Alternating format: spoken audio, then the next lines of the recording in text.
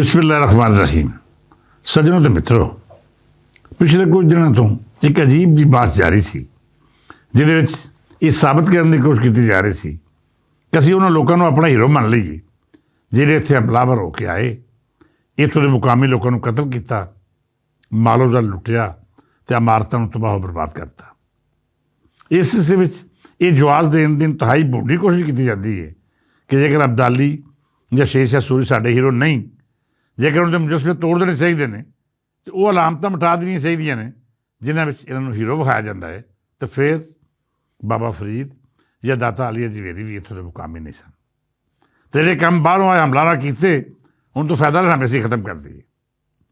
ਪਹਿਲੀ ਗੱਲ ਤਾਂ ਕਿ ਹਜ਼ਰਤ ਅਲੀ ਅਜਵੇਰੀ ਦੇ ਮਜ਼ਾਰ ਨੂੰ ਸ਼ਹੀਦ ਕਰਨ ਦਾ ਦਾਅਵਾ ਕਰਨ ਵਾਲੇ ਬਦਬਖਤ ਅਤੇ ਜਾਹਿਲ ਲੋਕ ਇਹ ਜਾਣਦੇ ਹੀ ਨਹੀਂ ਕਿ ਕੌਮਾਂ ਉੱਤੇ ਹਮਲਾਵਰ ਹੋਣ ਵਾਲੇ ਅਤੇ ਉਹਨਾਂ ਦੀ ਸੇਵਾ ਕਰਨ ਵਾਲਿਆਂ 'ਚ ਜ਼ਮੀਨ ਅਸਮਾਨ ਦਾ ਫਰਕ ਹੁੰਦਾ ਹੈ।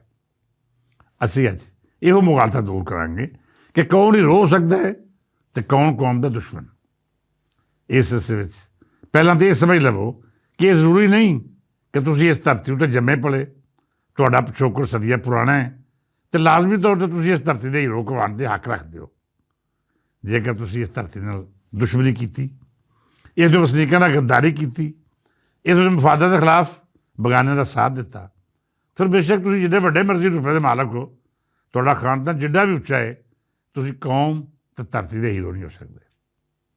ਜੇਕਰ ਕੋਈ ਬਾਹਰੋਂ ਆਇਆ, ਉਹਦਾ ਜਨਮ ਇਸ ਧਰਤੀ ਉੱਤੇ ਨਹੀਂ ਹੋਇਆ, ਅਤੇ ਫਿਰ ਵੀ ਉਹਨੇ ਇਸ ਧਰਤੀ ਲਈ ਜੰਗ ਕੀਤੀ, ਇਸ ਧਰਤੀ ਦੇ ਲੋਕਾਂ ਦੀ ਖਿਦਮਤ ਕੀਤੀ, ਆਪਣੀ ਜ਼ਿੰਦਗੀ ਨੂੰ ਇੱਥੋਂ ਦੇ ਮਫਾਦਾਂ ਲਈ ਵਕਫ ਕਰ ਛੱਡਿਆ, ਕਦੇ ਵੀ ਧਰਤੀ ਦੇ ਖਿਲਾਫ ਕੋਈ ਅਜਿਹਾ ਬਿਆਨ ਨਹੀਂ ਦਿੱਤਾ ਜਿਹਦੇ ਵਿੱਚੋਂ ਬੁਗਜ਼ ਅਤੇ ਨਫ਼ਰਤ ਦੀ ਬੋ ਹੁੰਦੀ ਹੋਵੇ, ਤਾਂ ਫਿਰ ਤੁਸੀਂ ਬੇਗਾਨੀ ਧਰਤੀ ਰਹਿਤਲ ਅਤੇ ਵਿਚਾਰ ਰੱਖਣ ਦੇ ਬਾਵਜੂਦ ਇਸ ਧਰਤੀ ਦੇ ਹੀਰੋ ਹੋ ਸਕਦੇ ਹੋ। ਮੋਟੀ ਜਿਹੀ ਗੱਲ ਹੈ, ਜਿਹੜਾ ਇੱਥੇ ਮੁਹੱਬਤਾਂ ਦਾ ਫੁੱਲ ਲੈ ਕੇ ਆਉਂਦਾ ਹੈ, ਬਦਲੇ ਵਿੱਚ ਪੰਜ ਦਰਿਆਵਾਂ ਦੀ ਧਰਤੀ ਉਹਨੂੰ ਸਿਰ ਅੱਖਾਂ ਉੱਤੇ ਬਿਠਾਉਂਦੀ ਹੈ, ਉਹਦੀ ਖਿਦਮਤ ਵਿੱਚ ਜੀ ਜਾਨ ਤੋਂ ਹਾਜ਼ਰ ਰਹਿੰਦੀ ਹੈ। ਅਤੇ ਜੇਕਰ ਕੋਈ ਨਫ਼ਰਤ ਲੈ ਕੇ ਆਵੇ, ਹਮਲਾਵਰ ਬਣ ਕੇ ਆਵੇ ਅਤੇ ਇੱਥੋਂ ਦੇ ਵਸਾਇਲ ਲੁੱਟ ਕੇ ਲੈ ਜਾਣ ਦੀ ਸੋਚ ਰੱਖੇ, ਅਤੇ ਫਿਰ ਪੰਜਾਬੀ ਉਹਦੇ ਨਾਲ ਜ਼ਰੂਰ ਕਹਿੰਦੇ ਨੇ।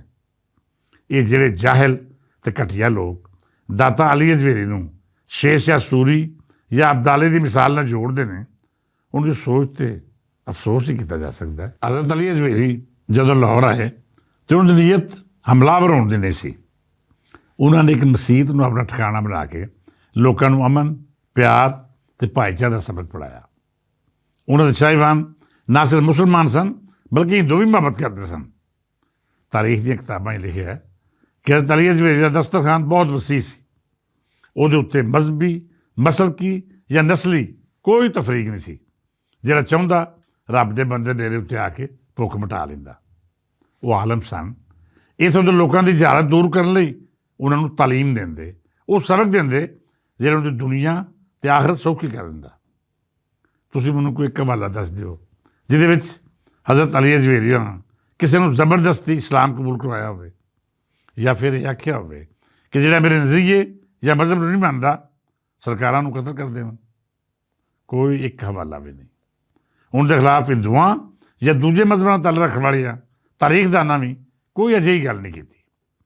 ਜਿਨ੍ਹਾਂ ਨੂੰ ਦਾਤਾ ਅਲੀ ਅਜਵੇਰੀ ਤੋਂ ਤਕਲੀਫ ਹੈ, ਉਹ ਵੀ ਕੋਈ ਅਜਿਹੀ ਬਕਵਾਸ ਨਹੀਂ ਕਰ ਸਕੇ ਜਿਹਦੇ ਨਾਲ ਇਹ ਸਾਬਤ ਹੋ ਸਕੇ ਕਿ ਰੱਬ ਦੇ ਸੱਚੇ ਅਤੇ ਉੱਚੇ ਵਲੀ ਅੱਲਾ ਨੇ ਕਿਸੇ ਵੀ ਥਾਵੇਂ ਆਪਣੀ ਤਬਲੀਗ ਦਾ ਜ਼ਰੀਆ ਇਲਮ ਦੀ ਬਜਾਏ ਤਲਵਾਰ ਜਾਂ ਜ਼ੋਰ ਜ਼ਬਰਦਸਤੀ ਬਣਾਇਆ ਹੋਵੇ। ਸਾਦਾ ਜਿਹੀ ਜ਼ਿੰਦਗੀ ਗੁਜ਼ਾਰੀ ਅਤੇ ਇਸੇ ਸਾਦਗੀ ਨਾਲ ਦੁਨੀਆ ਤੋਂ ਪਰਦਾ ਕਰ ਗਏ। ਇਹਦੇ ਬਰਅਕਸ ਜਿਨ੍ਹਾਂ ਨੂੰ ਪੰਜਾਬੀ ਮੰਦਾ ਬੋਲਦੇ ਨੇ ਜਾਂ ਫਿਰ ਆਪਣਾ ਹੀਰੋ ਨਹੀਂ ਮੰਨਦੇ, ਉਹ ਸਾਰੇ ਉਹ ਨੇ ਜਿਹੜੇ ਇੱਥੇ ਹਮਲਾਵਰ ਹੋਏ, ਲੁੱਟਮਾਰ ਕੀਤੀ ਅਤੇ ਇੱਥੋਂ ਦੇ ਲੋਕਾਂ ਦੀ ਜ਼ਿੰਦਗੀ ਆਰਾਮ ਕਰ ਛੱਡੀ। ਉਹ ਅਬਦਾਲੀ ਹੋਵੇ, ਗੌਰੀ ਜਾਂ ਸ਼ੇਰ ਸ਼ਾਹ ਸੂਰੀ, ਪੰਜਾਬ ਦੀ ਧਰਤੀ ਉੱਤੇ ਵਸਣ ਵਾਲੇ ਇਹਨਾਂ ਲੋਕਾਂ ਨੂੰ ਕਦੀ ਵੀ ਆਪਣਾ ਹੀਰੋ ਨਹੀਂ ਮੰਨ ਸਕਦੇ। ਕਿਉਂ? ਜਿਹਨਾਂ ਦਾ ਮਕਸਦ ਇੱਥੇ ਵਸਣਾ ਜਾਂ ਇੱਥੇ ਰਹਿਣਾ ਨਹੀਂ ਸੀ। ਇਹਦਾ ਇੱਥੇ ਹਮਲਾਵਰ ਹੋਣ ਦਾ ਮਕਸਦ ਸਿਰਫ ਔਰ ਸਿਰਫ ਤਬਾਹੀ ਅਤੇ ਬਰਬਾਦੀ ਸੀ। ਲਿਹਾਜ਼ਾ ਦੇਸ਼ ਪੰਜਾਬ ਦੇ ਵਸਣ ਵਾਲੇ ਕਿਸੇ ਵੀ ਕੀਮਤ ਉੱਤੇ ਇਹਨਾਂ ਨੂੰ ਚੰਗੇ ਅੱਖਰਾਂ ਯਾਦ ਨਹੀਂ ਕਰ ਸਕਦੇ। ਜੋ ਲੋਕ ਇਹ ਦਾਅਵਾ ਕਰਦੇ ਨੇ ਕਿ ਉਹ ਮੁਸਲਮਾਨ ਸਨ ਔਰ ਇਸ ਧਰਤੀ 'ਤੇ ਇਸਲਾਮ ਦੀ ਹਿਫਾਜ਼ਤ ਲਈ ਆਏ ਸਨ, ਉਹ ਸਾਫ਼ ਸਾਫ਼ ਝੂਠ ਬੋਲਦੇ ਨੇ।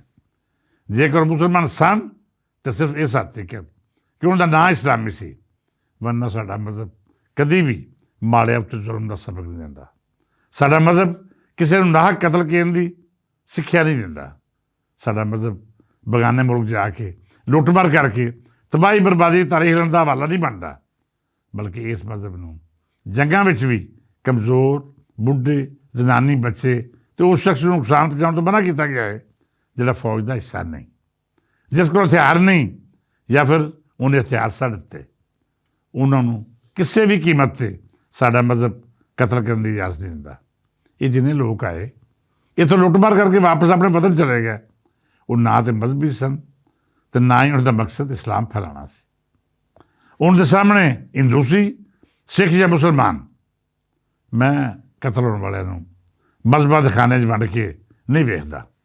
ਮੈਂ ਸਿਰਫ ਇਹ ਆਖਾਂਗਾ ਕਿ ਕਿਸੇ ਵੀ ਮਜ਼ਲੂਮ ਇਨਸਾਨ ਨੂੰ ਕਤਲ ਕਰਨ ਵਾਲਾ ਕਦੀ ਵੀ ਸਾਡਾ ਹੀਰੋ ਨਹੀਂ ਹੋ ਸਕਦਾ। ਆਪਣੇ ਦੁਸ਼ਮਣ ਦੀ ਔਰਤ ਦਾ ਇਹਤਰਾਮ ਨਾ ਕਰਨ ਵਾਲਾ ਸਾਡੇ ਲਈ ਬਾਇਸ ਤਕਰੀਮ ਅਤੇ ਬਾਇਸ ਇੱਜ਼ਤ ਨਹੀਂ। ਅਸੀਂ ਝੂਠੀਆਂ ਤਾਰੀਖਾਂ ਅਤੇ ਜਾਲੀ ਬਿਆਨੀਆਂ ਨੂੰ ਪੂਰੀ ਤਰ੍ਹਾਂ ਮੁਸਤਰਦ ਕਰਦੇ ਹਾਂ। ਨਾ ਅਸੀਂ ਕੱਲ੍ਹ ਕਿਸੇ ਹਮਲਾਵਰ ਨੂੰ ਹੀਰੋ ਮੰਨਿਆ ਅਤੇ ਨਾ ਹੀ ਅਸੀਂ ਅੱਜ ਕਿਸੇ ਬੇਗਾਨੇ, ਜ਼ਾਲਮ, ਚੋਰ, ਉਚੱਕੇ, ਡਕੈਤ ਅਤੇ ਲੁਟੇਰੇ ਨੂੰ ਪੰਜਾਬ ਦੀ ਧਰਤੀ ਦਾ ਹੀਰੋ ਮੰਨਣ ਲਈ ਤਿਆਰ ਹਾਂ। ਸੱਜਣੋ ਅਤੇ ਮਿੱਤਰੋ, ਪੰਜਾਬ ਹੁਣ ਆਪਣੀ ਅਸਲ ਵੱਲ ਆ ਰਿਹਾ ਹੈ। ਇਸ ਧਰਤੀ ਦੇ ਲੋਕ ਆਪਣੇ ਉਹਨਾਂ ਹੀਰੋਜ਼ ਵੀ ਇਖਤਿਆਰ ਕਰ ਰਹੇ ਨੇ ਜਿਨ੍ਹਾਂ ਆਪਣੀ ਮਿੱਟੀ ਅਤੇ ਲੋਕਾਂ ਲਈ ਕੁਰਬਾਨੀਆਂ ਦਿੱਤੀਆਂ। ਅਸੀਂ ਪਿਛਲੇ 50 ਵਰ੍ਹਿਆਂ ਤੋਂ ਇਹ ਤਹਿਰੀਕ ਚਲਾ ਰੱਖੀ ਸੀ ਕਿ ਦੇਸ਼ ਪੰਜਾਬ ਦੇ ਵਸਣ ਵਾਲਿਆਂ ਨੂੰ ਉਹਨਾਂ ਦੇ ਹੀਰੋਜ਼ ਦਾ ਪਿਛੋਕੜ ਦੱਸਿਆ ਜਾਏ। ਜੋ ਮੁਤਾਲਿਆ ਪਾਕਿਸਤਾਨ ਵਿੱਚ ਜਾਲੀ ਤਾਰੀਖ ਬਿਆਨ ਕੀਤੀ ਗਈ, ਜਿਹਦੇ ਰਾਹੀਂ ਝੂਠੇ ਬੁੱਤ ਘੜੇ ਔਰ ਇਹ ਸਾਬਤ ਕਰਨ ਦੀ ਕੋਸ਼ਿਸ਼ ਕੀਤੀ ਗਈ ਕਿ ਜਿਵੇਂ ਹਮਲਾਵਰ, ਡਕੈਤ ਇਸ ਧਰਤੀ ਦੀ ਸੇਵਾ ਲਈ ਆਏ ਸਨ। ਹੁਣ ਮੁਤਾਲਿਆ ਪਾਕਿਸਤਾਨ ਦੇ ਝੂਠ ਨੂੰ ਖਤਮ ਕਰਨ ਦੀ ਲੋੜ ਹੈ। ਹੁਣ ਵੇਲਾ ਆ ਗਿਆ ਹੈ ਜਦ ਸਾਡੀ ਤਾਰੀਖ ਨੂੰ ਉਂਝ ਬਿਆਨ ਕੀਤਾ ਜਾਵੇ ਜਿਵੇਂ ਇਹ ਇਸ 'ਤੇ ਵਾਪਰੀ। ਅਸੀਂ ਆਪਣੀ ਤਾਰੀਖ ਰਾਹੀਂ ਪੰਜਾਬ ਸਰਕਾਰ ਨੂੰ ਆਖਦੇ ਹਾਂ ਕਿ ਤੁਸੀਂ ਸਾਡੀ ਆਉਣ ਵਾਲੀ ਨਸਲਾਂ ਨੂੰ ਉਹ ਤਾਰੀਖ ਦੱਸੋ ਜਿਹੜੀ ਇਸ ਧਰਤੀ ਦੀ ਹਕੀਕਤ ਅਤੇ ਸੱਚਾਈ ਹੈ। ਹੁਣ ਜਾਲਸਾਜ਼ੀ ਦਾ ਬਾਬ ਬੰਦ ਕਰਕੇ ਲੁਕਾਈ ਨੂੰ ਸੱਚਾਈ ਦੱਸਣ ਦਾ ਦੌਰ ਹੈ। ਅਸੀਂ ਹਨੇਰਿਆਂ ਵਿੱਚ ਬੜੀਆਂ ਟਾਮਕ ਟੋਈਆਂ ਮਾਰ ਲਈਆਂ। ਹੁਣ ਵੇਲਾ ਹੈ ਕਿ ਅਸੀਂ ਸੱਚਾਈ ਦੇ ਚਾਨਣ ਵਿੱਚ ਆਪਣੇ ਮੁਸਤਕਬਲ ਦਾ ਸਫ਼ਰ ਤੈਅ ਕਰੀਏ। ਇਸ ਸਿਲਸਿਲੇ ਨੂੰ ਹੋਰ ਅਗਾਂਹ ਵਧਾਵਾਂਗੇ ਅਤੇ ਦੀਨੇ ਵਿੱਚ ਸੁਲਤਾਨ ਸਾਰਕ ਦੇ ਮੁਜੱਸਮੇ ਨੂੰ ਨਸਬ ਕਰਨਾ ਅਤੇ ਸ਼ੇਰ ਸ਼ਾਹ ਸੂਰੀ ਦਾ ਮੁਜੱਸਮਾ ਹਟਾ ਕੇ ਕੌਮੀ ਫਰੀਜ਼ਾ ਅਦਾ ਕਰਨਾ ਕਿਉਂ ਜ਼ਰੂਰੀ ਸੀ, ਇਸ ਬਾਰੇ ਖੁੱਲ੍ਹ ਕੇ ਕੱਲ੍ਹ ਗੱਲ ਹੋਵੇਗੀ। ਅੱਜ ਲਈ ਨਹੀਂ, ਆਪਣੇ ਇਹਨਾਂ ਤਾਰੀਖੀ ਮੌਜ਼ੂਆਤ ਦੇ ਨਾਲ ਇਸ ਸਿਲਸਿਲਾ ਜਾਰੀ ਰਹੇਗਾ। ਇਹਦੇ ਉੱਤੇ ਚੰਗੀ ਤਰ੍ਹਾਂ ਗੱਲਬਾਤ ਕਰਕੇ ਤਾਰੀਖ ਦਾ ਨਿਤਾਰਾ ਵੀ ਕਰਾਂਗੇ ਅਤੇ ਆਉਣ ਵਾਲੀ ਨਸਲ ਨੂੰ ਇਹ ਵੀ ਦੱਸਾਂਗੇ ਕਿ ਸਾਡੇ ਨਾਲ ਕਿਸ ਕਿਸ ਥਾਵੇਂ ਅਸ਼ਰਾਫੀਆਂ ਨੇ ਧਰੋਹ ਕੀਤਾ। ਇਸ ਦੁਆ ਨਾਲ ਇਜਾਜ਼ਤ ਦਿਓ ਕਿ ਰੱਬ ਸੱਚਾ ਸਾਡੇ ਦੇਸ਼ ਪੰਜਾਬ ਨੂੰ ਹਮੇਸ਼ਾ ਆਪਣੀ ਰਹਿਮਤਾਂ ਅਤੇ ਬਰਕਤਾਂ ਸ਼ਾਮਿਲ ਰੱਖੇ। ਇਹ ਧਰਤੀ ਵਸਦੀ ਰਹੇ, ਇਹ ਜੋ ਵਸਨੀਕ ਹਮੇਸ਼ਾ ਖੁਸ਼ਬਾਸ਼ ਰਹਿਣ। ਕੱਲ੍ਹ ਫੇਰ ਮਿਲਾਂਗੇ। ਇਜਾਜ਼ਤ ਦਿਓ। ਰੱਬ ਰਾਖਾ।